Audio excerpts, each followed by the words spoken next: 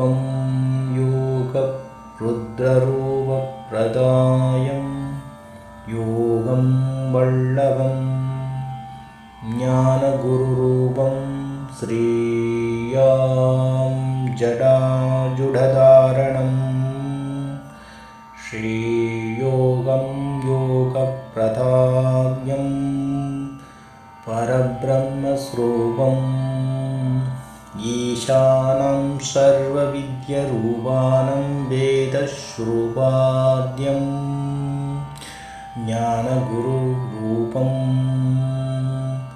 कालं योगं कालभैरवस्वरूपं ज्ञानपराक्षप्रदनं योगं परब्रह्मस्वरूपचण्डाद्यं श्रीगुरु अंशाय रूपम् ॐ रुद्रं शिवप्रदं पञ्चाष्टलरूपं शिवं मन्त्र उपासकम् ॐ शान्ति शान्तिः।